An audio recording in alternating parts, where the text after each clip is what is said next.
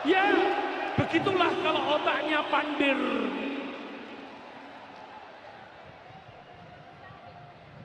Pepes ikan dengan sambal terong semakin nikmat, tambah daging empal. Orangnya diteropong KPK karena nyolong. Lah kok kowar-kowar mau dijegal.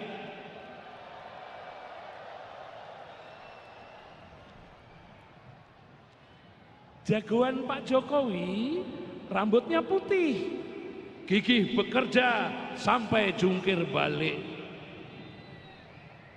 Hati seluruh rakyat Indonesia pasti akan sedih jika kelak ada presiden hobinya kok menculik.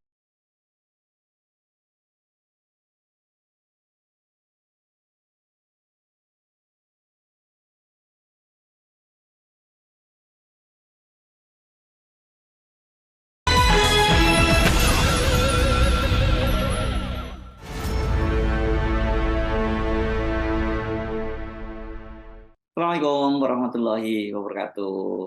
Apa kabar? Kembali berjumpa dengan saya, Hirs Guno Arif dari Forum News Network.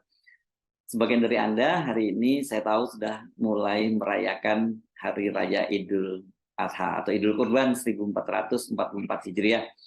Dan ada pasti ada yang mulai bersiap-siap nih memotong hewan korbannya ya. Tapi sebagian lagi mungkin baru akan merayakannya esok ya. Tapi kapanpun Anda merayakannya, saya ucapkan selamat Hari Raya Idul Adha 1444 Hijriah. Saya akan bertanya pada Anda ya, kalau saat saya ajukan pertanyaan begini, apa yang paling Anda ingat dengan perayaan Bulan Bung Karno yang diselenggarakan di Gelora Bung Karno pada hari Sabtu kemarin? Saya sih yakin sebagian besar pasti yang teringat itu adalah pantun yang dibuat oleh seniman asal Yogyakarta, Butet Kertarajasa ya. Ya, memang itu pantun yang dibacakan oleh Butet itulah yang sekarang ini masih terus menjadi polemik ya. Ini kalau dia kan mulai hari Sabtu, sekarang ini Sabtu, Ahad, Senin, Selasa, Rabu. Sudah 5 hari itu masih terus menjadi trending topik dan jadi perbincangan di kalangan para elit politik, dari politisi, bahkan menjadi polemik gitu ya. Dan ini mengalahkan atau bahkan orang lupa tujuan dari peringatan hari Bung Karno ya, peringatan Bulan Bung Karno yang diselenggarakan oleh DPP PDIP. Dan orang juga mungkin sudah lupa apa pidato Presiden Jokowi pada acara itu, apalagi pidato Mbak Puan, dan begitu juga dengan pidato Ibu Megawati. Sayang sekali ya, padahal kan yang acara Bulan Bung Karno ini tentu saja dirayakan oleh terutama mereka dari kaum Marhen atau mereka tergabung dalam PDIP, Partai Demokrasi Indonesia Perjuangan, itu untuk mengenang Bung Karno dengan karya-karyanya sebagai seorang proklamator bangsa gitu ya. Tetapi yang orang justru diingat itu adalah puisi dari Butet Kertarajasa. Dan anehnya atau ironisnya itu puisi dari Butet Kertarajasa ini dianggap memecah belah persatuan dan kesatuan bangsa, padahal ini tema dari hari atau Bulan Bung Karno itu adalah kepalkan tangan untuk persatuan Indonesia Raya. Jadi kontradiktif sekali dari acara yang dimaksudkan untuk mempersatukan bangsa ini justru malah memecah belah. Coba saya ajak untuk menyimak secara utuh apa sih sebenarnya puisinya yang disampaikan. Tentu saja tidak semua puisi yang dia bacakan, tapi puisi yang dianggap memecah belah itu saja.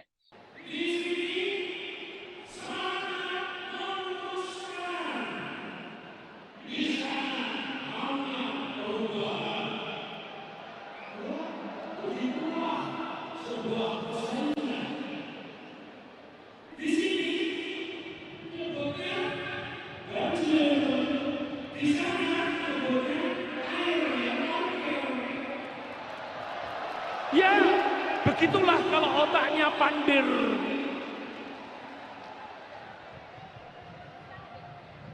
Pepes ikan dengan sambal terong semakin nikmat, tambah daging empal.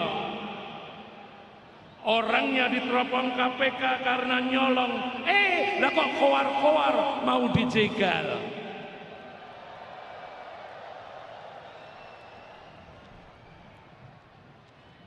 Jagoan Pak Jokowi rambutnya putih, gigih bekerja sampai jungkir balik.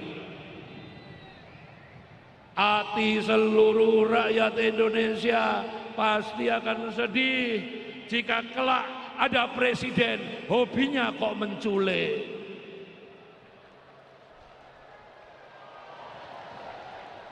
Ya, ini memang puisi ini udah jelas ini merupakan satu bukan sindiran lagi, ini sarkasme terhadap dua orang calon presiden lain yang sedang berkompetisi. Kelihatan sekali di situ bahwa Butet ini memang pendukung Ganjar Pranowo, sama seperti PDIP, dan kemudian dia menyindir Anies Baswedan. Mungkin yang jadi persoalan itu menyebutkan bahwa Anies sebagai pandir, calon presiden yang pandir, dan yang kedua itu menyebut Prabowo Subianto sebagai calon presiden culik, gitu ya, tukang menculik ini.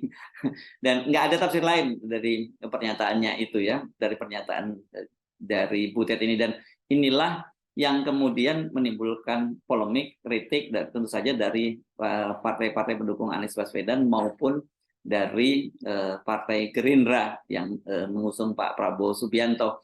Ini sangat disayangkan ya bahwa dalam forum seperti itu justru muncul pembacaan puisi yang dilakukan oleh Butet Kertarajasa. Tapi yang cukup menarik menurut saya, kalau dari para politisi itu kan banyak mengecam, misalnya Fadlizon menilainya ini karena dompetnya Butet sedang kosong dan dia kemudian lagi kepepet gitu, jadi dia membuat puisi ini dan dia menduga mungkin saja ini puisi pesanan gitu, karena forumnya di situ yang hadir kan calon presiden Ganjar Pranowo dan itu yang diusung oleh Partai Demokrasi Indonesia Perjuangan. Nah, ini yang cukup menarik saya kira respon dari Pak Prabowo. Pak Prabowo sendiri ketika ditanya oleh wartawan dia menyatakan bahwa yang saya suka dengan beliau, orangnya lucu gitu. Sementara kalau calon presiden Anies Baswedan ini kelihatannya sudah tidak bisa dimintai komentar-komentar berkaitan dengan politik ya, karena dia sudah sedang ketika peristiwa terjadi dia sedang menjalankan ibadah haji di tanah suci. Jadi dia lebih fokus untuk menjalankan ritual-ritual yang berlangsung menjelang pelaksanaan ibadah haji itu. Dan kemudian di satu sisi ternyata ada satu pertemuan ya, kalau di sini di manuvernya di sini memecah belah yang dilakukan oleh Butet, tapi ternyata justru calon presiden Anies Baswedan itu bertemu dengan calon presiden Ganjar Pranowo, terus kemudian foto-fotonya ini yang beredar, ini yang beredar luas, saya kira Anda semua tahu ya, dan ini banyak orang yang berkomentar ini adem. Nah, kenapa Pak calon presidennya saja bisa santai, bisa berkumpul dan melaksanakan ibadah haji bersama-sama, dan kelihatan sekali bahwa tidak ada konflik di antara mereka, tapi para pendukungnya malah menarasikan yang bersifat bersifat adu domba ya. Ini yang saya kira mungkin patut disayangkan. Tetapi saya sendiri tidak ingin menyoroti itu, tapi saya lebih ingin menyoroti dari sisi komunikasi politiknya. Kita tahu bahwa peringatan bulan Bung Karno ini kan sudah dipersiapkan, saya kira ini sudah cukup lama dan cukup serius oleh PDIP. Setidaknya ini kalau kita runut ketika berlangsung hari ulang tahun ke-50 ya PDIP pada bulan Januari tanggal 10 Januari 2023 ya. Jadi sudah beberapa bulan yang lalu itu Januari, Februari, Maret, April, Mei, Juni. Sekarang berarti 4 bulan yang lalu atau 5 bulan yang lalu Ibu Megawati itu sudah wanti-wanti pada para pendukungnya masa PDIP bahwa kita akan berkumpul lagi nanti pada 1 Juni. Pada waktu itu disebutnya tanggal 1 Juni. Kelihatannya kemudian mundur menjadi tanggal 24 Juni kemarin ya. Tetapi apapun acara itu kelihatannya khususnya bagi Ibu Megawati dan keluarga atau Traks Soekarno ini acara yang sangat penting ya. Jadi buat mereka ini memang panggung besar yang dimasukkan tentu saja oleh Ibu Megawati menjadi panggung besar keluarga Bung Karno, setidaknya panggung besar untuk Ibu Megawati. Dan pada waktu itu memang orang menduga Ibu Megawati itu mengajak berkumpul di Gelora Bung Karno itu untuk pada momen ini Ibu Megawati akan mengumumkan siapa calon presiden yang akan diusung oleh PDIP gitu ya.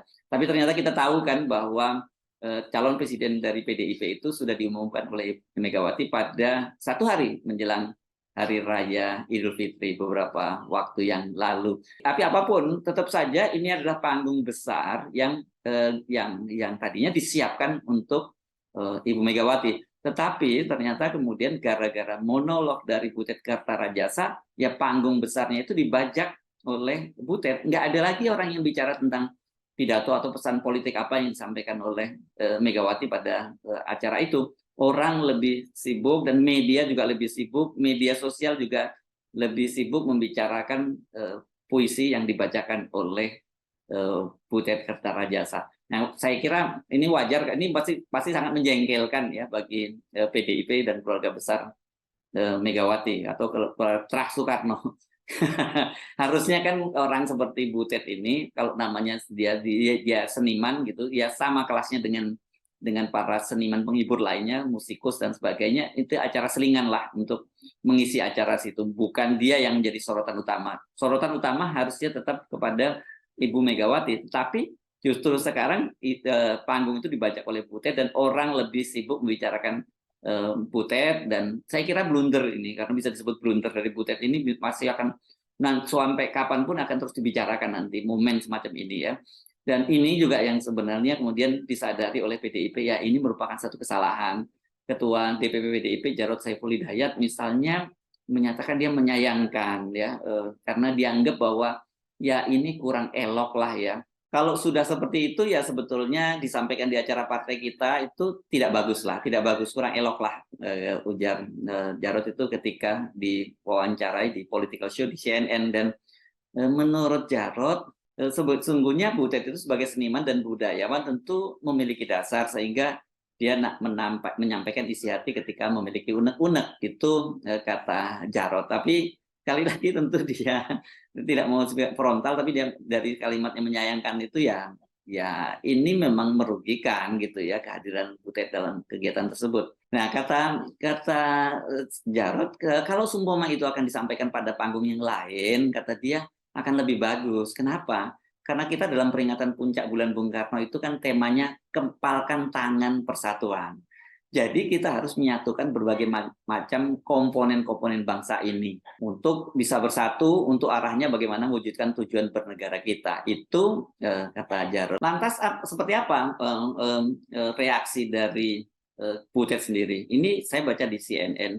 Dia menyatakan begini, ya memang seperti itu kok, itu fakta, semua itu sumbernya fakta. Mengatakan banjir air parkir siapa, ya fakta. Terus menculik, kalau memang tidak merasa menculik ya kenapa heboh gitu, kata Butet. Butet mengakui bahwa pantun itu sampaikan memang menyindir calon presiden lain ya. Menurutnya pantun yang dibawakan merupakan ekspresi kejujuran, dan dia pun katanya senang bila karyanya ini mendapat kritik. Lawang itu kejujuran saya, ya sudah, orang lain tidak suka ya nggak apa-apa, itu hal biasa Mas. Orang yang tidak suka dengan karya seni itu biasa banget, bukan sebuah persoalan untuk saya. Itu kata Butet. Oke, lepas bahwa dia menyatakan mau tidak suka atau tidak suka, saya seperti saya katakan tadi itu saya menyorotinya dari sisi komunikasi politiknya. Sayang ya, biasanya kan acara besar begitu yang saya kira juga menelan biaya yang sangat besar, tentu ada target-target, ada dari komunikasi politik yang diharapkan, ada feedback yang positif yang disampaikan, yang diharapkan seperti tadi kepalkan tangan persatuan, itu diharapkan kan untuk menyatukan bangsa. Ya kalau dalam kepentingan politik dengan menyatukan bangsa itu kan memperbesar ceruk pasar PDIP. Nah kalau kemudian yang ternyata yang muncul tuh reaksi yang negatif, resisten, ya ini saya kira sangat merugikan PDIP. Kita tahu kan PDIP ini yang semula memang sangat percaya diri kepada Pilpres ini akan bisa maju sendirian, belakangan ini kan kesulitan untuk mencari partner koalisi ya. Karena itu dia tentu ingin merangkul sebanyak mungkin partai-partai politik lain. Tapi dengan sikap dari Butet ini kan bisa menutup pintu ya, menutup itu partai-partai lain. Setidaknya partai ya seperti Gerindra ini juga menjadi resisten. Kenapa kok sampai muncul orang seperti itu, dan mereka pasti tidak bisa melepaskan ya ini di panggung PDIP. Begitu juga dengan partai pendukungnya Anies Baswedan, setidaknya Demokrat. Kan kemarin kita tahu bagaimana Puan Maharani bertemu dengan Agus Harimurti Yudhoyono, Ketua Umum Partai Demokrat, dan tentu saja ini punya target-target politik tertentu. Nah, ini gara-gara ini bisa berantakan. Nah, saya memang melihat ini dari sisi komunikasi politik itu sebenarnya bukan hanya Butet sebenarnya yang memberantakan panggungnya Ibu Megawati, yang membajak panggung Ibu Megawati. Karena pada hari yang sama, ini kelihatannya setelah acara selesai ya, itu kan Ganjar Pranowo itu melakukan belusukan di pasar-pasar di Jakarta Utara, di kawasan Jakarta Utara, dan kemudian juga dilanjutkan sampai pada hari Ahadnya dia itu berkunjung juga ke Jakarta Selatan, bertemu dengan warga di Jakarta Selatan. Sama dengan Butet, itu Ganjar juga membuat kehebohan. Tapi pada waktu itu yang disoroti oleh media dan oleh publik itu adalah aksi Ganjar menelpon pejabat gubernur DKI Jakarta dan juga kemudian menelpon sekretaris daerah Provinsi DKI Jakarta ketika dia mendapat pengaduan dari seorang pedagang di pasar. Hal itu berkaitan dengan katanya ada retribusi yang dipersoalkan oleh pedagang pasar. Aksi inilah yang kemudian banyak disoroti oleh publik, oleh media massa, oleh netizen, karena dianggap ini tidak pada tempatnya. Ganjar Pranowo ini seorang gubernur Jawa Tengah dan kemudian belusukan di Jakarta dan seolah-olah mencari-cari kelemahan dari pemerintah daerah setempat gitu ya. Dan kemudian secara show of force dia menelpon pejabat gubernur DKI Jakarta dan Sekda, seolah-olah menunjukkan peran dia itu seperti seorang presiden. Kan ini dia belum jadi presiden gitu ya. Dan kemudian juga misalnya dia menyoroti juga soal ketersediaan air bersih. Terus ketika di Jakarta Selatan dia bicara tentang bagaimana penanganan banjir di Jakarta, padahal kan sebagai gubernur Jawa Tengah ini banyak sekali persoalan-persoalan itu yang tidak bisa diselesaikan oleh Ganjar Pranowo sebagai gubernur Jawa Tengah. Banjir di Jawa Tengah itu lebih parah dari Jakarta, bukan hanya parkir seperti meminjam istilah Anies yang dikutip oleh Butet Kertarajasa tadi di Jawa Tengah ini banjir bisa sampai berpekan-pekan malam ya, yang itu bisa bahkan itu melanda kota Semarang dan kota-kota sekitarnya. Nah, ini juga aksi dari Ganjar Pranowo itu juga menyedot aksi luar biasa, menaruh perhatian dan bahkan menjadi trending topik. Dan ini juga ikut menenggelamkan panggung besar dari Ibu Megawati. Jadi ini saya kira yang penting ini soal bagaimana namanya kalau kita sebut sebagai manajemen isu. Harusnya timnya Ganjar Pranowo itu tahu ya, bahwa karena yang menjadi tim Ganjar Pranowo ini sekarang kan orang-orang DPP PDIP ya. Ini yang menjadi tim sesnya tahu bahwa hari itu harusnya tidak ada kegiatan lain yang membuat fokus perhatian publik itu terpecah. Harusnya pada hari itu fokus publik itu ya pada peringatan hari atau peringatan bulan Bung Karno dan terutama pada pidato Ibu Megawati. Jangan ada pesan-pesan lain. Jadi ada biasanya kalau begini ini sebutnya ada single message gitu ya. Oke, kalau yang tadi pada Butet itu ya dianggap kecelakaan. Tetapi kalau pada kasusnya Ganjar, saya kira ini ya timnya Ganjar tidak paham manajemen isu. Kenapa? Karena kemudian aksi dia di lapangan itu menenggelamkan semua kegiatan yang sudah dirancang berbulan-bulan oleh DPP PDIP, khususnya panggung besar Ibu Megawati. Dan lebih parah lagi karena kemudian yang dilakukan oleh Ganjar itu menimbulkan opini yang negatif. Nah, ini tentu saja sangat disayangkan. Ya, wajar kalau sekarang saya kira mungkin PDIP, terutama keluarga Bung Karno, keluarga Ibu Megawati ini sedang uring-uringan dengan dua orang ya, dengan Butet Kertarajasa yang jelas-jelas langsung merusak panggungnya Ibu Megawati, dan kemudian juga dengan Ganjar Pranowo yang ikut-ikutan seperti Butet menenggelamkan panggung besar dari Ibu Megawati. Saya Hersman Arif dari Forum News Network. Sampai jumpa lagi. Wassalamualaikum warahmatullahi wabarakatuh.